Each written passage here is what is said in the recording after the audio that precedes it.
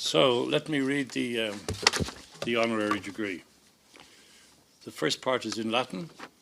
Hodie in communitas academicis admissum esse.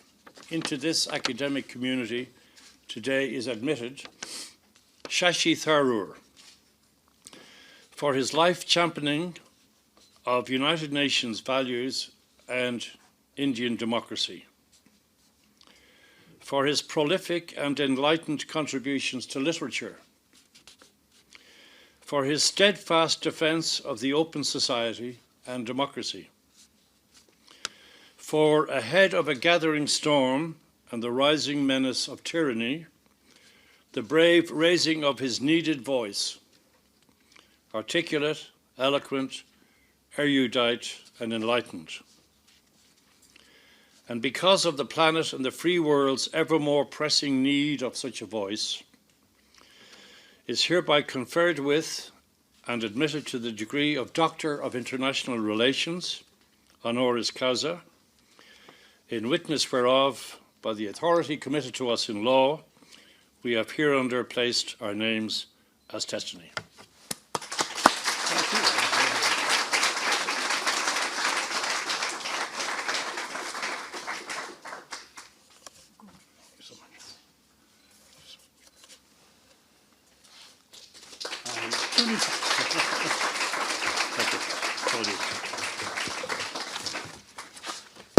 Thank you so much, Colin. I'm truly touched by this, and well, let me be a little more formal and start formally with Dr. Colin Murphy, the President of the Geneva School of Diplomacy and International Relations, Dean Arthur Sultan Khan, another old friend from my UN days, proud parents and loved ones, and above all, the graduating students here today. It really is a pleasure to join all of you for this year's graduation ceremony at the Geneva School of Diplomacy on the occasion of your 20th anniversary. A momentous day, and I still remember Colin writing to me all those years ago when I was at the UN, telling me of his intention to found the school. And it's so remarkable and such a joyful moment to be here as you celebrate your 20th anniversary. And I'm very grateful to you, my good friend Colin, for bestowing on me the honor of this doctorate with this marvelous citation that you just read. It's a special gesture for a number of reasons. First, as many of you may know, in what now seems like another lifetime, and during a very different stage of my professional career, I was privileged to call this beautiful city my home. As a one-time Genois working in the UN in the 70s and 80s, this is a city that holds many fond memories, including of efforts with colleagues and friends from across the world to solve some of humanity's most pressing challenges.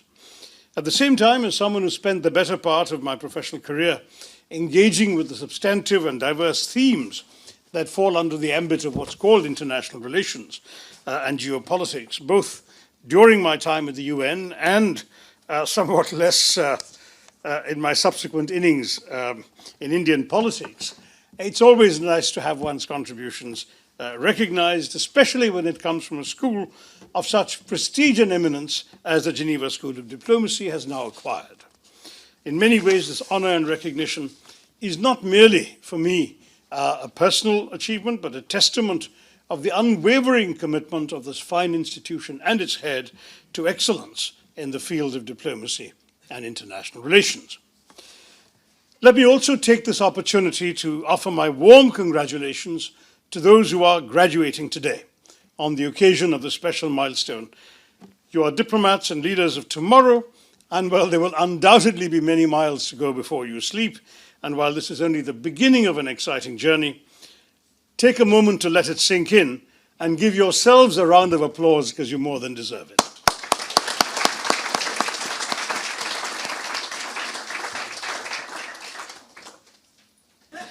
My congratulations to all the young graduates who have received their degrees, or who will be receiving their degrees shortly. A graduation ceremony is one of the most important days of your life. It's a day when society publicly acknowledges your hard work, your intense study, your dedication by conferring upon you this degree. And it's therefore the certificate you get is both a reflection of your own efforts and achievements, and at the same time, a token of your place in and your responsibility to the society to which you belong. As young professionals, you will have a lot of things to do in many ways in which you can contribute to your nations. and to the world. Your service will in turn be a reflection of the institution where you have studied. You're fortunate to have studied in and today be graduating from GSD. And this is the moment also to applaud the faculty and administrators who have accompanied and guided you on your journey.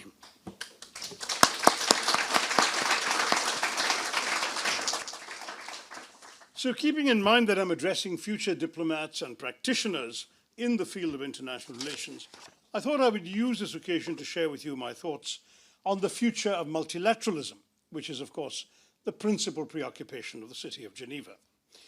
But let me begin by warning you right away that I'm not going to offer you an altogether optimistic outlook. Rather, on the contrary, as someone who spent nearly 3 decades at the UN singing the virtues of globalization and multilateralism, I am not so sure of their prospects today. Let's face the discomforting ground realities. We're living in an era where our societies are increasingly becoming fractured, where questions of identity and ideology appear to be driving us further away from each other, and at a time when there is a vacuum created by the absence of a collaborative brand of leadership worldwide. It started with a black backlash against globalization that took 2 forms, economic and cultural. The economic backlash was straightforward. The poor and the unemployed in the developed world began to feel that they had no stake in the globalized system and demanded to know why their governments, which they were voting for, had policies that benefited people in faraway lands like China and India, with what used to be their jobs. They wanted to reduce the growing inequality in every developed economy and go back to the security of older, more familiar economic ways in which each generation assumed they would earn more and live better than their parents did, and their jobs would not be shanghaied. Now, the cultural backlash derived from the same resentment, but expressed itself in a different arena. The political denunciation of global trade led to hostility towards foreigners as more and more people saw the comforts of traditional identity and ways of life. Rage was expressed widely in the West against liberal politics, cosmopolitans and technocrats, trade agreements, immigration, multiculturalism. Animated often by bitter working class and lower middle class resentment of global elites, the masses, so-called, rejected the entire brew of cosmopolitanism, multiculturalism, and secularism in the name of cultural rootedness, religious or ethnic identity, and nationalist authenticity. Some saw the world as divided, in David Goodhart's formulation, between the somewheres and the anywheres. The anywheres being people, like my friends in the front row here, who are comfortable anywhere on the planet, flit from business class lounge to 5-star hotel, and join international gatherings like the ones that take place in Geneva all the time, whereas the somewheres are rooted in one place, immersed in one religious culture, speak one language, and share one ethnicity. The sharpest riposte to the very notion of world citizenship, which is what Geneva was supposed to be all about, came from former British Prime Minister Theresa May, who tartly remarked, quote, "Anyone who considers themselves a citizen of the world hasn't understood the first thing of what citizenship is all about," unquote. Now, political leaders inevitably were quick to to seize the opportunity to tap into both kinds of backlash. Populist leaders like Donald Trump, who rose to the presidency of the United States on slogans of America first and make America great again, and a host of others, from Jair Bolsonaro in Brazil and Recep Tayyip Erdogan in Turkey to Viktor Orban of Hungary and, for that matter, Narendra Modi of India, successfully persuaded their voters that they were more authentic embodiments of their nations than the allegedly rootless secular cosmopolitans whom they sought to displace. Their ascent inaugurated an era of nationalist strongmen, perhaps best symbolized by the bare-chested photographs of Vladimir Putin. Others have been rising, from the Alternative for Deutschland in Germany, the Freedom Party in Austria, to the Party for Freedom in the Netherlands, and Marine Le Pen and Éric Zemmour in France, none of whom have won national elections, but who've all come close enough to shift the national discourse. Together, such parties and leaders, combining nationalist fervour with a determined articulation of popular prejudices, have made nationalism the default model of national self-definition. And perhaps now, after Ukraine, we should anoint President Putin the chairman of an oxymoronic nationalist international. Now, of course, These leaders were challenged by liberal intellectuals who lamented their defiance of the consensus that the world was moving inevitably towards greater integration, where borders were becoming less relevant and sovereignty could be pooled for the benefit of humanity as a whole. But the emotional appeal of nationalism to most voters put the liberal cosmopolitans on the defensive. In a recent essay, my friend Michael Ignatieff confessed that the COVID pandemic and the invasion of Ukraine have reminded us once again, and I quote him because I'd written the same thing a couple of years earlier, that we were all once guilty in that era of assuming contingent realities of our time to be permanent features of the international landscape. What were these assumptions? That multilateralism would prevail in world affairs, that there would be coalitions of the willing, probably under US leadership, ready and able to intervene, for example, to protect civilians anywhere, that these coalitions would be able to secure Security Council legitimacy for their actions, and there would be human rights concerns. And what's more, that the domestic populations of democracies would actually favor interventions to uphold world order and human rights. But as Ignatieff points out, after a few heady post-Cold War years, there was a tectonic shift away from a world where these assumptions held sway, starting with the terrorist attacks on 9/11, which ushered in a political climate that led to other invasions, like the US invasion of Iraq in 2003, subsequently Libya. But the ensuring sectarian civil war in Iraq, the rise of ISIS after Libya, all of this ultimately would go on to destroy domestic public support for military intervention in most countries. As was the case in subsequent theaters of war, including Libya and Syria, in effect, the fragile support for multilateral interventions dissipated us, leaving us with, in Ignatieff's words, and I'm quoting here, a Security Council so deadlocked that it cannot even agree on resolutions to combat a truly global threat, such as the coronavirus pandemic, and in America reluctant about the entire gamut of its international obligations, beset by internal division and decay, and uncertain about whether to manage or confront an ascendant China, unquote. So we're looking at a world in which the world of sovereign states, which was assumed to be moving towards greater interdependence, governed by international bodies, universal norms, and frankly, global capitalism as well, that would include more and more people around the world in a magic circle of prosperity, that idea seems in many ways to be over. Instead, we are remaining incorrigibly in the Westphalian world that you've all learned about in the school, I'm sure, an international order of sovereign states, jealous of each other's prerogatives, protective of borders, and united in the defense of their own sovereignties. Sovereignty as not responsibility, as people like Ignatieff advocated, but as inviolability. And it doesn't matter that today the world, for example, finds effective economic sovereignty undermined by multinational corporations. No matter that a new predatory imperialism from China is weakening the sovereignty of its less powerful and capable neighbors. Faced with the invasive forces of economic globalization, the emergence of new forms of new imperialism, and I'm quoting Ignatieff again, it's small wonder that embattled states, small, medium, and large, want to reinforce such legal protections of their sovereignty as remain. Now, if these were trends that preceded the pandemic, they've accelerated during COVID. Borders have become more rigid during COVID, that is, communities further marginalized, and the notion of us versus them, again, gained in primary importance. So one could argue that COVID-19 inaugurated a new era of deglobalization, with the world embracing isolationism and protectionism.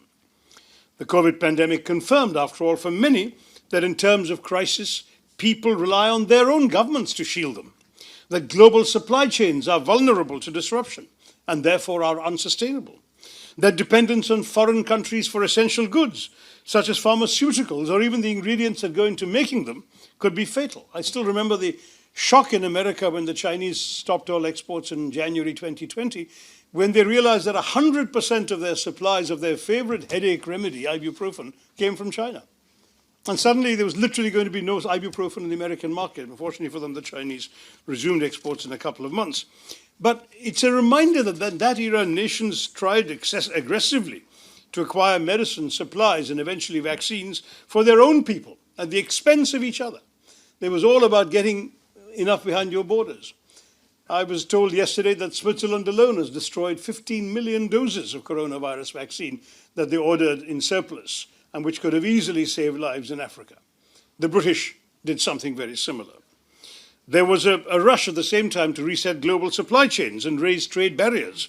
The demand arose for more self-reliance. I think I met somebody today who's writing a thesis on self-reliance, bringing manufacturing and production value chains back home, or at least closer to home. And now, after coronavirus, after the pandemic, we have the Russian invasion of Ukraine, which has also forced all our countries to grapple with difficult questions, from the limitations on the power of states and sovereignty, the credibility of the UN Charter, new disruptions of supply chains and trade, not only of commodities, but all the way to issues like energy interdependence and the future of warfare. For instance, as I pointed out in the Indian Parliament a few months ago, the rise in oil prices globally certainly hurt people in many developing countries gravely, and not just at the pump. For example, in India, the government's budget estimates were all based on estimates at that point of $75 a barrel, and then in 2022, as you know, the price shot up to $130, $140 a barrel. It's fallen since, but the point is not just that. The point is, if you look, for example, at the fact that Ukraine and Russia were responsible in good times for some 30 to 40% of all global wheat exports, and those got stymied until the Black Sea deal was concluded many months later. While some developing country farmers perhaps will gain from being able to export wheat at higher prices than they usually are used to commanding, all sorts of agricultural commodities have gone up in price as well, and poor countries are bearing the brunt of that. I remember, for example, while the war had begun to rage in the first few months, a number of Muslim countries that were observing Ramadan discovered that the daily iftar was becoming unaffordable, with items scarce in many countries, since wheat, for example, didn't exist in many of these places. Egypt, Turkey, Bangladesh, Iran had over 60% of their wheat imports coming from Ukraine and Russia. And Ukraine was the breadbasket to the world until that point. And we've heard more and more dramas that are going to be continuing from this. The inability of Ukrainian farmers to plant their usual wheat crops as long as the war endures, the damage to the dam, which may have all sorts of impacts on prolonging wheat shortages, and so on. I don't want to go on excessively about this, because this is all material that you can find on the internet. But what worries me is, as many of you in this room probably hail from some of Ukraine's European neighbors, and are also part of societies that have been most directly affected with the 5 to 8 million refugees who are estimated to have left Ukraine and crossed into neighboring countries, and of course the indirect impact of sanctions on Russia, on European economies too. All of this is causing untold and perhaps yet unmeasured consequences in terms of annual inflation rates, in terms of other devastating consequences, with many developing countries being forced to come close to defaulting on their debts because of the economic crisis. There in Athar's own country of Pakistan, the Prime Minister was essentially defenestrated because the impact of the war on the Pakistani economy created economic conditions so dire that the support he might have enjoyed had he been the steward of good times disappeared when he was presiding haplessly over economic failure.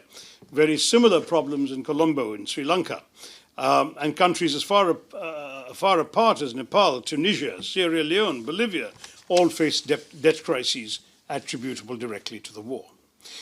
In short, the new reality we are confronted by is that our globalized world is simply less able to cope with war and sanctions, supply chain disruptions and restrictions of currency flows than ever before.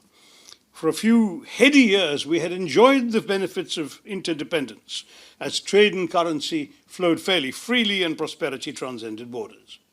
Today, even a local war that directly involves only two countries can have a global impact.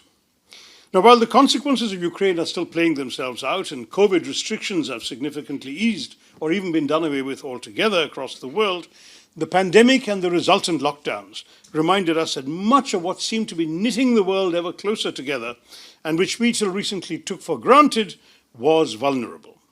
The world economy that had thrived since globalization began in 1980 on an open system of free trade and had already been shaken by the financial crash of 2008-9 and the American trade war with China under President Trump, has found itself exacerbated by the pandemic, with a third of global trade collapsing in 2020, and then further the consequences that I've mentioned of the Ukraine war. Meanwhile, COVID-19 also convinced many that foreigners are to be feared, that strict border and immigration controls are essential, that countries cannot always expect useful help from their neighbors and allies, and that national interests should trump international cooperation. Instead, the emphasis on sovereignty, nationalism, and self-protection grew. The rejection of dependence on foreign goods is mirrored in a rejection of, quote, foreign interference as well. The UN has every reason to worry about its continuing relevance, with its image in the eyes of the public in further decline on account of its perceived inertia in preventing the war or even mitigating the invasion of sovereign borders by a permanent member of the Security Council. I must admit that one of the questions longtime watchers of the United Nations like myself kept asking as the Ukraine crisis unfolded was what the UN Secretary General, the able former Prime Minister Antonio Guterres, was doing. When the Americans and the Brits were screaming from the rooftops about an imminent invasion for many weeks before it actually happened, did the Secretary General use his good offices to resolve the crisis? Did he send an emissary to Moscow or get on a plane himself to find out its intentions and understand its irreducible demands, then have the same person try to go to Kyiv to get Ukraine to agree to the terms of a compromise? Now, while such efforts do not necessarily have to be public, there is no evidence of any shuttle diplomacy conducted by the UN Secretary General. Indeed, there seems to have been no high UN official sent in the couple of months preceding the Russian invasion to either capital, or not even to the American capital in Washington, D.C., or to the NATO headquarters in Brussels. Unlike, for example, Secretary General U Thant, who intervened between Moscow and Washington during the Cuban Missile Crisis in 1962, albeit through telegrams rather than travel, or Kofi Annan, my own boss, who in 1998, when the United States was first about to bomb Iraq, unilaterally undertook a trip to Baghdad, I was with him, to stave off the resort to war. Unlike them, Secretary General Guterres limited himself to earnest exhortations to Russia to observe the peace that it had already violated when he spoke. While the Secretary General has since partially redeemed the image of his office through visits to both countries and the Balkan grain deal, there is a general feeling that much more could have been done in a bid to prevent the course of events that have led us to where we are today. The implication that when a permanent member is belligerent, the UN is reduced to helplessness is inaccurate. The Secretary General can and should act, even when a permanent member is involved, and is not doing so becomes evidence of the weakness of multilateralism and the absence of global governance. In the aftermath of the 2003 American invasion of Iraq, which, as you know, took place without the Security Council's approval, many obituaries were written of the global body, as it had failed to prevent an unwanted war. 2 decades later, exactly 2 decades later, the UN's relevance is again debated in similar circumstances as Russia, another P5 member, has invaded Ukraine without the Council's assent or any immediate provocation. A unilateral war without the UN sanction goes against the fundamentals of its charter. And in fact, one of your professors, Professor De Zeza, was actually showing me something that I had said and written 25 years ago, that it's precisely because the UN is the custodian of state sovereignty, it is only the UN that has the legitimacy to approve derogations from it. And therefore, without that approval, neither the American action in 2003 nor the Russian action in 2022 is acceptable. Now, critics, of course, are pointing to the impunity with which the 5 permanent members are all going about advancing their self-interests unhindered, as long as they don't step on each other's toes. Russia chairing the council meeting, you remember, to consider a resolution deploring its own actions, was aptly compared to the fox being in charge of the chicken coop. Now, at the same time, when the Ukrainian president demanded that a country that commits war crimes should not be allowed to hold a permanent seat in the Security Council, he was also off because a change requiring an amendment to the UN Charter is absolutely impossible. And the whole logic of this was that the countries that could destroy world peace had to have a stake to remain in the UN system. But as you all know, here in Geneva, the General Assembly did vote to suspend Russia's membership of the Human Rights Council. But there's a larger and more troubling point to be made here. As sovereignties are reasserted across the world and treaties and trade agreements increasingly questioned, multilateralism, which was the once taken for granted mantra of international cooperation, will be the first casualty. It was already in danger of being eroded gradually before the pandemic, Britain withdrawing from the European Union, America leaving the landmark Paris Climate Agreement, President Trump pulling the US out of WHO. But now isolationist voices are claiming that they're vindicated. The World Health Organization's response to the outbreak, with its indulgence of the official Chinese line, points to the waning legitimacy of international institutions. Many of our global institutions and their agencies suffer from politicization, manipulation, and the lack of representation and independent leadership. Had global governance been working effectively, the world would have identified the coronavirus as soon as it emerged, sounded a global alarm earlier about its dangers, and identified and publicized the best practices that should have been adopted by all countries to prevent or limit its spread and to protect everyone everywhere. That this did not happen is a damning indictment of the state of our new world disorder. The phenomenon of deglobalization has its regional implications too for all of you in Europe. Europe, once seen as a poster child for the virtues of regional integration, became the epitome of its limitations, since the idea of Europe crumbled rather quickly under the onslaught of the pandemic. The famous Schengen visa and the notion of border-free movement between states was, if you've not forgotten, the first casualty of COVID-19. The EU countries threw up barriers at the first sign of the virus. It did not take them long to discover the disadvantages and limits of the very free movement of goods, services, capital, and people that they had sworn by and touted for 5 decades. Early in the pandemic, for example, Italy, the first major center of the COVID-19 crisis in Western Europe, was denied medical equipment by its EU neighbors, who threw up the barriers towards Italy and introduced export controls instead of extending solidarity to their fellow Europeans in distress. So I would argue that we have now seen some rather depressing changes. Of course, as I mentioned earlier, the geopolitics of the arrival of the pandemic coincided with the end of the unipolar moment, the brief period of a couple of decades of dominance, politically, militarily, economically, and technologically by the USA. Now, the US is no longer uncontested in any of those 4 adverbs. Now, there's a new bipolar tension between the US and its principal competitor for the label of superpower, China. Colin Murphy has already alluded to this. China's peaceful rise for the last quarter of a century, fueled by American investment in its industries and burgeoning export trade for its manufacturers, has culminated in supplanting the US as a manufacturing and industrial power, rivaling its economic size and exceeding its surpluses, and of course challenging it even in cutting-edge technologies like 5G. The worry is that a risen China sees no need to remain peaceful. Again, your president has already mentioned this worry. Its belligerence with India on its disputed frontier, its assertiveness with its maritime neighbors like Japan and Vietnam, its tough new security clampdown in Hong Kong, and its trade sanctions on Australia all demonstrate its newfound willingness to pursue its goals aggressively.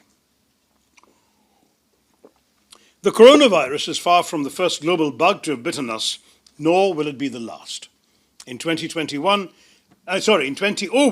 we learned that anger and malice in the dusty caves of Afghanistan could take down skyscrapers in New York. And in 2022, war and destruction in Ukraine have been added to the ominous mix that I've described of the 2 previous decades. With xenophobia and racism on the rise, many countries putting up barriers, frightened and mistrustful of the outside world, instead of leveraging institutions to search for shared interests that can make regimes fit for purpose for the 21st century, we are seeing increasingly destructive zero-sum behavior. Now, I'm going to wrap this up right now. I know that, like Egyptian mummies, we're all strapped for time. All of this is happening while democracy itself is imperiled. As nationalist strongmen increasingly dispense with democratic niceties at home, and liberal democracies across the world witness the phenomenon of what's being called democratic deconsolidation.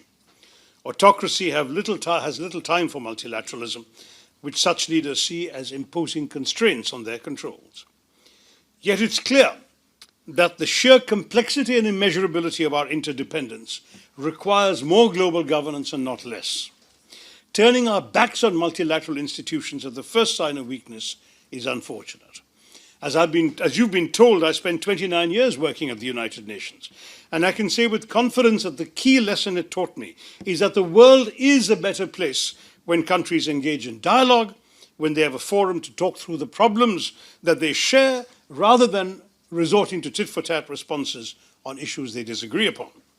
Those who rush to write obituaries to the United Nations when it fails to avert a conflict should not overlook the fact that it's the only global body of its kind, which is, of course, the sum of its parts and cannot exceed the political will of its member states.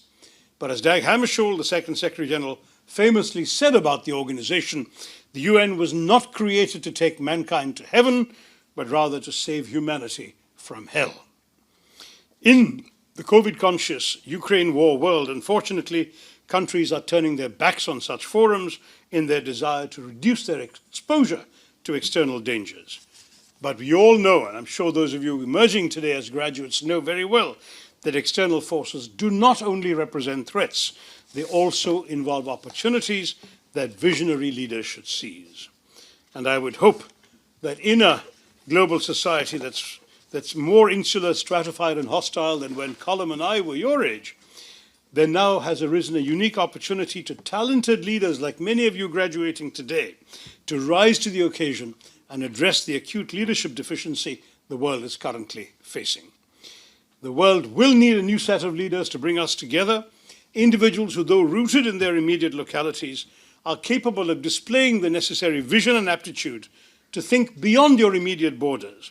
Young people like you who've come to Geneva to study the world, who can revive and champion the idea that we as a human community are stronger when we are together. Remember that tomorrow's leaders must not just be managers, but problem solvers and change makers, and that's what I count on all of you becoming. I have no doubt that the only hope for our future lies in international solidarity, and without repeating what I've already said, I certainly hope that once the crises I've described to you are behind us, the globe will learn lessons about what happened and how international systems and institutions can and must be strengthened and radically reformed in order to forestall the recurrence of these negative trends. I will say that the biggest concern that I've had is that the globe's reaction to the virus and the war should not risk destroying the most fundamental feature of the planet that the COVID pandemic has exposed, which is the very idea of our common humanity. The pandemic showed us we were all equally vulnerable, but we can all equally work together in hope to build a better future. And to do that, we must learn to live and work together again. Our warmest congratulations to all of the graduates, to the Geneva School of Diplomacy on its 20th year, on its 20th anniversary, and for giving you all the opportunity to create a better world for the rest of us tomorrow. Thank you very much.